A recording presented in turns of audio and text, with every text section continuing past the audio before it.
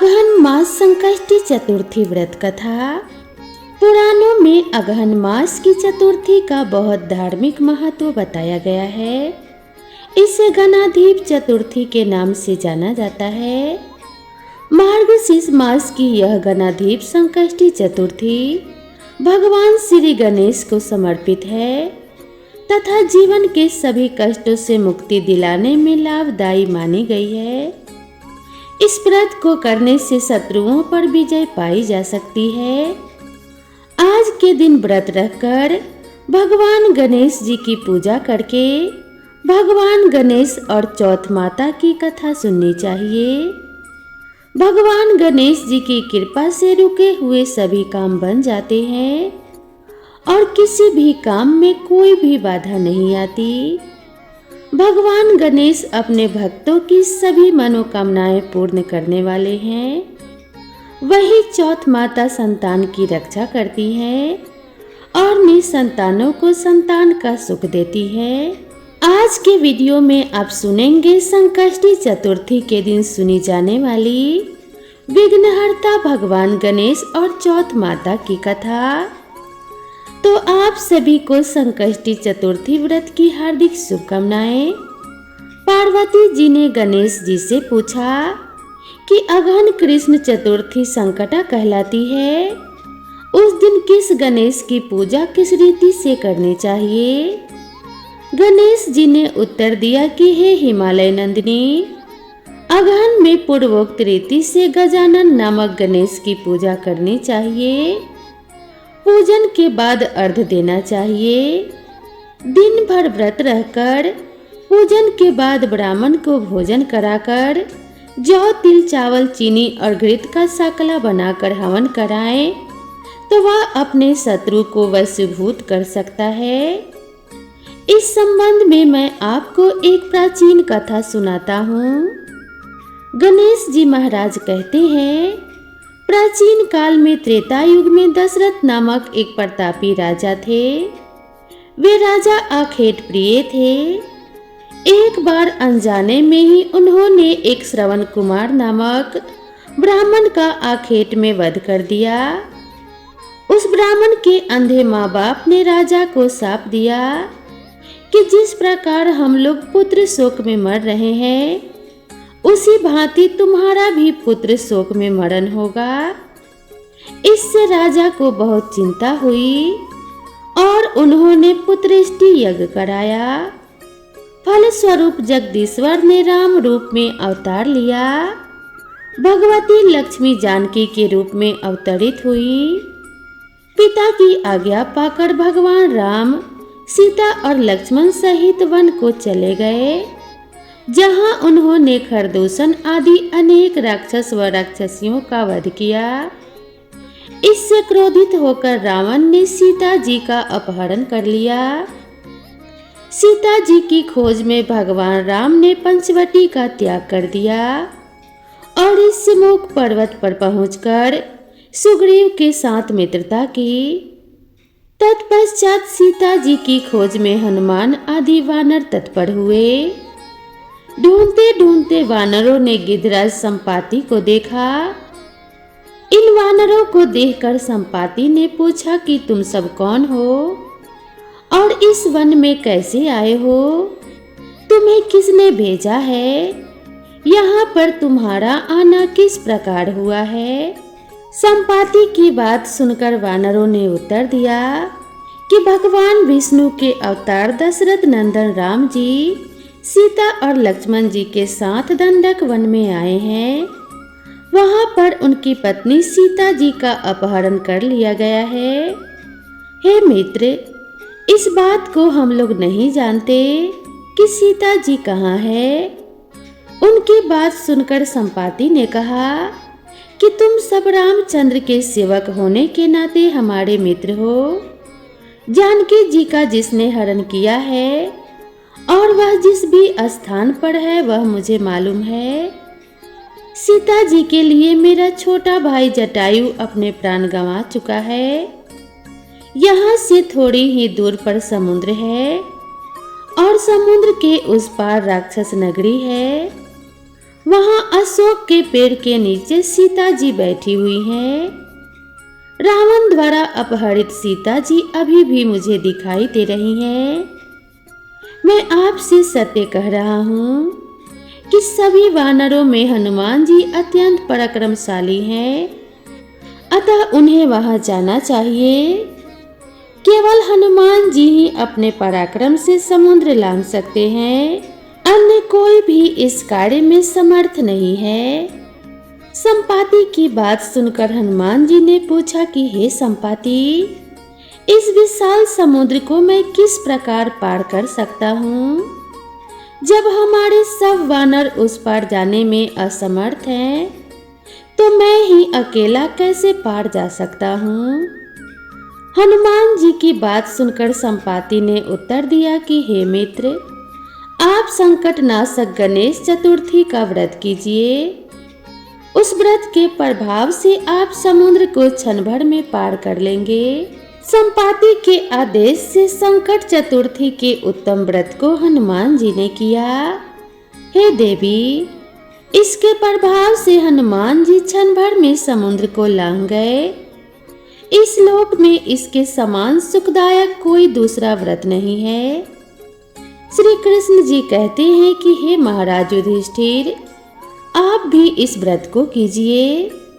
इस व्रत के प्रभाव से आप क्षण भर में अपने शत्रुओं को जीतकर संपूर्ण राज्य के अधिकारी बनेंगे। भगवान कृष्ण का वचन सुनकर युधिष्ठिर ने गणेश चतुर्थी का व्रत किया। इस व्रत के प्रभाव से वे अपने शत्रुओं को जीतकर राज्य के अधिकारी बन गए। अब आइए श्रवण करते हैं गणेश चतुर्थी की दूसरी कथा। एक गांव में एक सेठ और सेठानी रहते थे। उनका एक बेटा और बहू थे। बहू सबको भोजन करा के फिर स्वयं भोजन करती थी। एक पड़ोसन ऐसी भी थी जो रोज पूछती थी कि बहू आज क्या बनाया। बहू कहती थी कि ठंडो बासी। एक दिन उसके पति ने ऐसा सुनकर विचार किया कि आज तो पकवान बनाए जाएं, फिर देखें कि मेरी पत्नी क्या कहती है। उसने तरह तरह के पकवान बनाए और घर के सभी लोगों ने साथ बैठकर भोजन किया। आज भी पड़ोसन ने पूछा तो बहू ने कहा ठंडो बासी। सेठ के लड़के ने सोचा हो न हो कोई बात तो अवश्य है जिससे मेरी पत्नी ऐसा कहती है। उसने अपने पत्नी से पूछा कि तुम रोज ठंडो बासी खाया ऐसा क्यों कहती हो, जबकि हम सब ने एक साथ बैठकर कई तरह के पकवान खाए थे। तब उसकी पत्नी बोली, हम लोग जो कुछ भी खा रहे हैं वह आपके बुजुर्गों की कमाई है। जिस दिन आप कमा कर लाओगे उस दिन मैं समझूंगी कि ताजा भोजन कर रही हूँ। अब एक दिन लड़के ने माँ से कहा कि मैं एक बड़े शहर में कमाई करने जा रहा हूँ। माँ बोली, बेटा अपने पास इतना धन है कि कितना भी खाओ खत्म नहीं होगा। माँ के मना करने पर भी बेटे ने स्वयं कमाई करने का दृढ़ निश्चय कर लिया और जाते समय पत्नी से कहा, मैं जब तक कमाकर बहुत सारा धन लेकर ना आऊं, तुम चूल्हे की आग बुझने मत देना। एक दिन चूल्हे की आग बुझ गई तो वह मन ही मन घबराने लगी और उसने सोचा मेरे पति पर कोई संकट तो नहीं आया। जल्दी से पड़ोस में जाकर चूल्हे में आग डालने का विचार करके गई। वहां पड़ोसन चौथ माता का व्रत और पूजन कर रही थी। पड़ोसन ने कहा, थोड़ी देर में आकर आग ले लेना। बहू ने पड़ोसन से पूछा, आप यह व्रत क्यों करती हो, इससे क्या मिलता है? तब पड़ोसन ने कहा, चौथ माता के इस व्रत को करने से अन्न धन और लक्ष्मी मिलती है और अपनी सभी मनोकामना भी पूरी होती है। अब बहू भी चौथ माता का व्रत करने लगी। दीवार पर चौथ माता बनाई, उस दिन घी और गुड़ का चूरमा बनाकर रात्रि को चंद्रमा को अर्घ देकर भोजन करती है। ऐसा करते करते बहुत दिन व्यतीत हो गए और चौथ माता ने उस बहू के पति को सपना दिया कि हे साहूकार का बेटा, तू जाग रहा है या सो रहा है? तेरी पत्नी तुझे बहुत याद कर रही है। घर जाकर उसकी चिंता मिटा। तू दुकान खोलकर बैठ जाना। आज तेरा हिसाब किताब चुकता हो जाएगा। अब तो चौथ माता ने जैसा कहा था, साहूकार ने वैसा ही किया। उसने घर जाने की तैयारी की और गाड़ी भरकर धन दौलत लेकर चल दिया। रास्ते में एक बड़ा सा नाग फन फैलाए बैठा था और कहने लगा, आज तो मैं तुझे डसूंगा, छोड़ूंगा नहीं। आज तेरी आयु पूरी हो गई है। सेठ के लड़के ने सांप से कहा, आज चौथ माता ने मुझे सपना दिखाया तो मैं अपनी पत्नी से मिलने घर जा रहा हूँ। वह मेरी प्रतीक्षा कर रही है और बहुत चिंता कर रही है। मैं उससे मिलकर जरूर आऊँगा, तब तुम मुझे डस लेना। नाग ने कहा, तुम शपथ पूर्वक कहकर जाओ तो ही मैं तुम्हें जाने दूंगा, परंतु तुम लौट कर नहीं आए तो मैं तुम्हारे घर आकर तुम्हें डस लूंगा। इस प्रकार सर्प को वचन देकर वह अपने घर पहुंचा। वहां सभी से हंसी खुशी से मिला और भोजन करके उदास होकर बैठ गया। उसकी पत्नी ने उदास होने का कारण पूछा तो पति ने काले नाग वाली बात अपने पति को सारा कुछ बताते हुए कहा कि यदि मैं उसके पास नहीं जाऊंगा तो वह घर आकर मुझे डस लेगा। पत्नी बहुत चतुर थी। उसने कहा, अब जरा भी घबराओ नहीं, आप सो जाओ, मैं एक उपाय करती हूँ। पत्नी ने अपने कमरे में 7 सीढ़ी बनाई। पहली सीढ़ी पर रेत, दूसरी पर इत्र, तीसरी पर गुलाल और फूल, चौथी पर केसर, पांचवी पर लड्डू पेड़ा, छठी पर गद्दी गलीचा और 7वीं सीढ़ी पर दूध का कटोरा भरकर रख दिया। इस प्रकार वह 7 सीढ़ी सजाकर बैठ गई। आधी रात होते ही नाग आकर सीढ़ी पर चढ़ने लगा। पहली सीढ़ी पर रेत में लौट गया और कहने लगा, सेठ की बहू ने आराम तो बहुत दिया, पर वचनों से बंधा आया हूँ सो डसूंगा अवश्य। इसी प्रकार 7 सीढ़ियों पर नाग आराम करता हुआ और कहता हुआ कि डसूंगा जरूर कमरे में जाने वाला था कि चौथ माता ने विचार किया कि यदि मैं इसे नहीं बचाऊंगी तो संसार में धर्म कर्म और व्रत पूजन को कौन मानेगा। अब तो गणेश जी, चंद्रमा जी और चौथ माता ने उसे बचाने का विचार किया।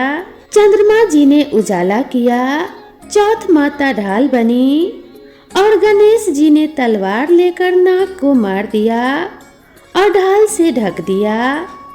अब बहू भी थकी हारी सो गई।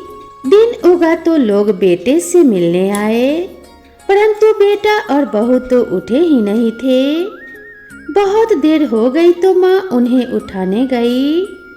उसने अर्थात माँ ने 7 सीढ़ियों पर जो कुछ देखा तो वह बहुत घबरा गई और बेटा बहू को आवाज लगाने लगी। बेटा बहू उठे तो देखा कि एक ढाल तलवार वहां पड़ी हुई है। अब ढाल उठाई तो देखा वहीं पे काला नाग मरा हुआ पड़ा था। बेटा बहू ने सोचा कि आज तो धर्म कर्म की आड़ से भगवान गणेश जी और चौथ माता ने अपनी रक्षा की है।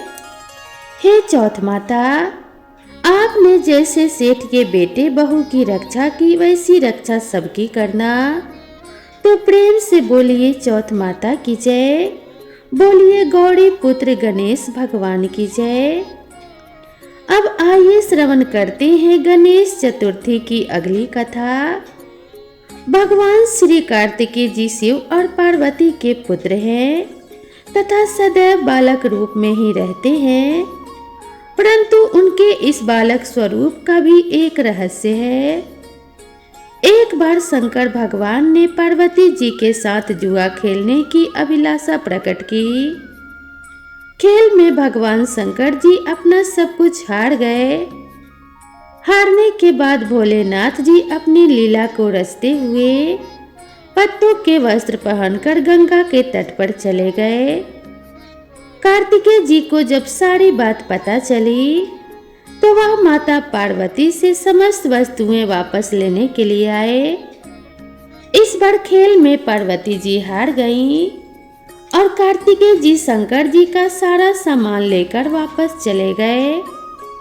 अब इधर पार्वती जी भी चिंतित हो गईं कि सारा सामान भी गया और पति भी दूर हो गए। पार्वती जी ने अपनी व्यथा अपने प्रिय पुत्र गणेश जी को बताई तो मातृ भक्त गणेश जी स्वयं जुआ खेलने भगवान जी के पास पहुंचे। गणेश जी इस खेल में जीत गए और लौटकर अपनी जीत का समाचार अपनी माता पार्वती को सुनाया। इस पर पार्वती जी बोली कि उन्हें अपने पिता को साथ लेकर आना चाहिए था। फिर गणेश जी भोलेनाथ जी की खोज करने निकल पड़े। भोलेनाथ जी से उनकी भेंट हरिद्वार में हुई। उस समय भोलेनाथ भगवान विष्णु जी और कार्तिकेय जी के साथ हरिद्वार में भ्रमण कर रहे थे। पार्वती जी से नाराज भोलेनाथ ने लौटने से मना कर दिया। भोलेनाथ जी के भक्त रावण ने गणेश जी के वाहन मूषक को बिल्ली का रूप धारण करके डरा दिया। मूषक गणेश जी को छोड़कर भाग गए। इधर भगवान विष्णु ने भोलेनाथ की इच्छा से पासा का रूप धारण कर लिया था। गणेश जी ने माता के उदास होने की बात भोलेनाथ जी को कह सुनाई। इस पर भोलेनाथ जी बोले कि हमने नया पासा बनवाया है। अगर तुम्हारी माता पुनः खेल खेलने को सहमत हो तो मैं वापस चल सकता हूँ। श्री गणेश जी के आश्वासन पर भोलेनाथ जी वापस पार्वती जी के पास पहुँचे तथा खेल खेलने को कहा। इस पर पार्वती जी हंस पड़ी और बोली, अभी आपके पास क्या चीज है जिससे खेल खेला जाए? यह सुनकर भोलेनाथ जी चुप हो गए। इस पर नारद जी ने अपनी वीणा आदि सामग्री उन्हें दे दी। इस खेल में भोलेनाथ जी हर बार जीतते रहे। बार बार पासा फेंकने के बाद गणेश जी समझ गए और उन्होंने भगवान विष्णु के पासा रूप धारण करने का रहस्य माता पार्वती जी को बता दिया। सारी बात सुनकर पार्वती जी को क्रोध आ गया। रावण ने माता को समझाने का प्रयास किया पर उनका क्रोध शांत नहीं हुआ और क्रोध में उन्होंने भोलेनाथ जी को श्राप दे दिया कि गंगा की धारा का बोझ उनके सिर पर रहेगा। नारद जी को कभी एक स्थान पर न टिकने का अभिशाप मिला। भगवान विष्णु जी को श्राप दिया कि यही रावण तुम्हारा शत्रु होगा तथा रावण को श्राप दिया कि विष्णु ही तुम्हारा विनाश करेंगे। कार्तिकेय जी को भी माता पार्वती जी ने कभी युवा न होने का श्राप दिया। इसीलिए भगवान कार्तिकेय हमेशा बाल रूप में रहते हैं और कभी जवान नहीं होते। इस पर सर्वजन चिंतित हो उठे। तब नारद जी ने अपनी विनोदपूर्ण बातों से माता का क्रोध शांत किया तो माता ने उन्हें वरदान मांगने को कहा। नारद जी बोले कि आप सभी को वरदान दें तभी मैं वरदान लूंगा। पार्वती जी सहमत हो गईं। तब भगवान शंकर जी ने कार्तिक शुक्ल के दिन में जुए में विजय रहने वालों को वर्ष भर विजय बनाने का वरदान मांगा। भगवान विष्णु जी ने अपने प्रत्येक छोटे बड़े कार्य में सफलता का वरदान मांगा, परंतु कार्तिकेय जी ने सदा बालक रहने का वरदान मांगा और कहा मुझे विषय वासना का संसर्ग न हो तथा सदा भगवती का स्मरण रहे। अंत में नारद जी ने देव ऋषि होने का वरदान मांगा। माता पार्वती जी ने रावण को समस्त वेदों की सविस्तृत व्याख्या देते हुए सबके लिए तथास्तु कहा। कार्तिकेय जी के जन्म से पहले जब तारकासुर के अत्याचार से सभी देवता पीड़ित थे, तभी भगवान शंकर जी ने पार्वती जी का पानी ग्रहण किया था और तब 6 मुख वाले कार्तिकेय जी का जन्म हुआ था। उन्होंने ही तारकासुर का वध किया था। एक बार पार्वती जी ने गणेश जी से पूछा, पुत्र गणेश चतुर्थी को संकट नाशक चतुर्थी कहा गया है, अतः उस दिन का व्रत किस प्रकार किया जाता है और उसकी कथा क्या है, मुझे समझाकर कहिए। गणेश जी ने कहा कि हे माता, गणेश चतुर्थी सब संकटों का नाशक, विविध फलदायक एवं संपूर्ण इच्छाएं पूरी करने वाली है। श्री कृष्ण जी कहते हैं कि हे युधिष्ठिर, पुत्र की ऐसी बातें सुनकर पार्वती जी ने उनसे पूछा, आहार एवं पूजन में क्या विशेषता है उसे कहिए। तब गणेश जी माता पार्वती को बहुत ही दुर्लभ कथा सुनाते हैं। पूर्व काल में नल नामक एक पुण्य आत्मा और यशस्वी राजा हुए। उनकी रूपशालिनी रानी दमयंती नाम से प्रसिद्ध थी। एक बार उन्हें श्रापग्रस्त होकर राज्य छोड़ना पड़ा और रानी के वियोग में कष्ट सहन करना पड़ा। तब उनकी रानी दमयंती ने इस सर्वोत्तम व्रत को किया। पार्वती जी ने पूछा कि हे पुत्र, दमयंती ने किस विधि से इस व्रत को किया और किस प्रकार के व्रत के प्रभाव से 3 महीनों के अंदर ही उन्हें अपने पति से मिलने का सहयोग प्राप्त हुआ। इन सब बातों को आप मुझे बताइए।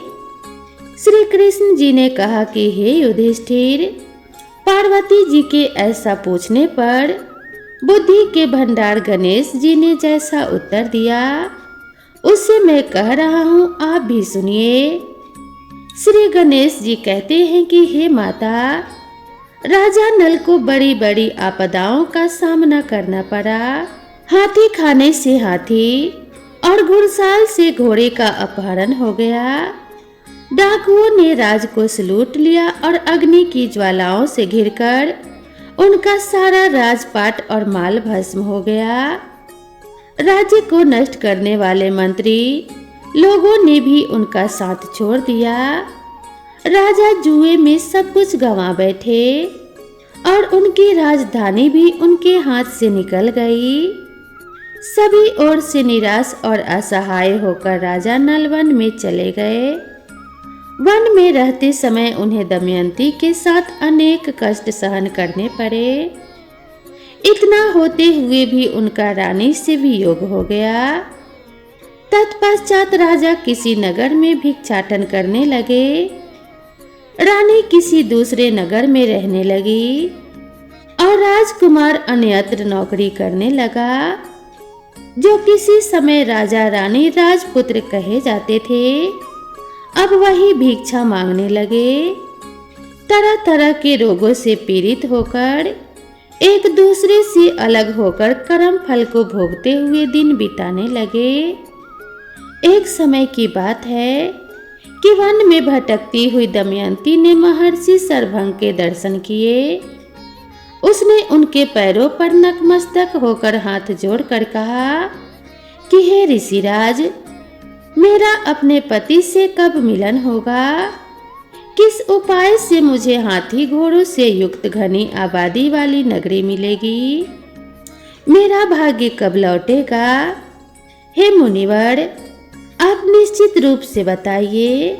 श्री गणेश जी कहते हैं कि दमयंती का यह उत्तम प्रश्न सुनकर सरभंग मुनि ने कहा कि हे दमयंती, मैं तुम्हारे कल्याण की बात बता रहा हूँ, उसे ध्यान पूर्वक सुनो। इससे सब संकट का नाश होता है। यह सब कामनाएं पूर्ण करने वाला एवं शुभदायक है। अगहन मास की चतुर्थी संकटनाशक कही गई है। इस तिथि को नर नारियों को गजानन की पूजा करनी चाहिए।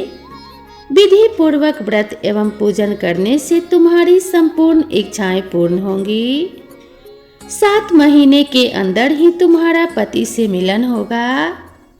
यह बात मैं निश्चय पूर्वक कहता हूँ। गणेश जी कहते हैं कि सर्वभंग मुनि का ऐसा आदेश पाकर दमयंती ने संकष्टी चतुर्थी का व्रत प्रारंभ किया और तभी से लगातार प्रति माह गणेश जी का पूजन करने लगी। 7 ही महीने में राजन इस उत्तम व्रत को करने से उसे पति, राज्य, पुत्र और पूर्वकालीन वैभव आदि की प्राप्ति हो गई। श्री कृष्ण जी कहते हैं कि हे युधिष्ठिर, इसी प्रकार इस व्रत को करने से आपको भी राज्य की प्राप्ति होगी और आपके सभी शत्रुओं का नाश निश्चय ही होगा। हे राजन, इस प्रकार मैंने सभी व्रतों में उत्तम व्रत का वर्णन किया है। यह सब संकट का नाश करता हुआ आपके भाग्य की वृद्धि करेगा। तो बोलिए श्री गणेश भगवान की जय, बोलिए श्री राधा कृष्ण भगवान की जय। अब आइए अंत में श्रवण करते हैं सभी मनोकामनाओं को पूर्ण करने वाली गणेश जी की कथा। एक समय की बात है कि एक भाई बहन रहते थे। बहन का नियम था कि वह अपने भाई का चेहरा देखकर ही खाना खाती थी। हर रोज वह सुबह उठती थी और जल्दी जल्दी सारा काम करके अपने भाई का मुंह देखने के लिए उसके घर जाती थी। एक दिन रास्ते में एक पीपल के नीचे गणेश जी की मूर्ति रखी थी। उसने भगवान के सामने हाथ जोड़कर कहा कि मेरे जैसा अमर सुहाग और मेरे जैसा अमर पति सबको दीजिए। यह कहकर वह आगे बढ़ जाती है। जंगल की झाड़ियों के कांटे उसके पैरों में चुभा करते थे। एक दिन वह भाई के घर पहुंची और भाई का मुंह देखकर बैठ गई। तो भाभी ने पूछा कि पैरों में क्या हो गया है। यह सुनकर उसने भाभी को जवाब दिया कि रास्ते में जंगल के झाड़ियों के गिरे हुए कांटे पांव में चुभ गए हैं। जब वह वापस अपने घर चली गई तब भाभी ने अपने पति से कहा कि रास्ते को साफ करवा दो, आपके बहन के पांव में बहुत सारे कांटे चुभ गए हैं। भाई ने तब कुल्हाड़ी लेकर सारे झाड़ियों को काटकर रास्ते को साफ सुथरा कर दिया, जिससे गणेश जी का भी वहां से स्थान हट गया। यह देखकर भगवान गुस्सा हो गए और उसके भाई के प्राण हर लिए। लोग अंतिम संस्कार के लिए जब भाई को ले जा रहे थे तभी उसकी भाभी रोते हुए लोगों से कहने लगी कि थोड़ी देर रुक जाओ, उसकी बहन आने वाली है। वह अपने भाई का मुख देखे बिना नहीं रह सकती है, उसका यह नियम है। तब लोगों ने कहा कि आज तो देख लेगी, पर कल कैसे देखेगी। रोज के दिन की तरह बहन अपने भाई का मुंह देखने के लिए जंगल में निकली। तब जंगल में उसने देखा कि सारा रास्ता साफ किया हुआ है। जब वह आगे बढ़ी तो उसने देखा कि सिद्धि विनायक को भी वहां से हटा दिया गया है। तब उसने जाने से पहले गणेश जी को एक अच्छे स्थान पर रखकर उन्हें स्थान दिया और हाथ जोड़कर बोली कि भगवान मेरे जैसा अमर सुहाग और मेरे जैसा अमर पति सबको देना। फिर बोलकर आगे निकल गई। भगवान तब सोचने लगे कि अगर इसकी नहीं सुनी तो हमें कौन मानेगा, हमें कौन पूजेगा। तब सिद्धि विनायक ने उसे आवाज दी, बेटी इस खिजड़ी के 7 पत्ते लेकर जा और उसे कच्चे दूध में घोलकर भाई के ऊपर छिड़क देना, वह उठकर बैठ जाएगा। यह सुनकर जब बहन पीछे मुड़ी तो वहां कोई नहीं था। फिर वह यह सोचने लगी कि ठीक है, जैसा सुना है वैसा ही कर लेती हूँ। फिर वह 7 खिजरे के पत्तियों को लेकर अपने भाई के घर पहुंची। उसने देखा कि वहां कई लोग बैठे हुए हैं। भाभी बैठी रो रही है और भाई की लाश रखी है। तब उसने उन पतियों को बताए हुए नियम के तहत भाई के ऊपर छिड़का। तब भाई उठकर बैठ गया। भाई बहन से बोला कि मुझे बहुत ही गहरी नींद आ गई थी। तब बहन बोली कि यह नींद किसी दुश्मन को भी न आए, और उसने सारी बात अपने भाई को बता दी। तो मान्यता के अनुसार यह गणेश जी की चमत्कारी कहानी है। इसे सुनने से सभी का कल्याण होता है। तो बोलिए शंकर पार्वती भगवान जी की जय, गणेश जी महाराज की जय। तो दोस्तों, आप सभी को यह कथा और कहानी कैसी लगी कृपया कमेंट करके ज़रूर बताएं। वीडियो पसंद आई हो तो वीडियो को एक लाइक ज़रूर करें। भगवान गणेश आप सभी के संकटों को हर लें और आप सभी का कल्याण करें। इसी कामना के साथ आप सभी से विदा लेते हैं। मिलते हैं नेक्स्ट वीडियो में नई कथा और नई कहानी के साथ। तब तक के लिए राधे राधे।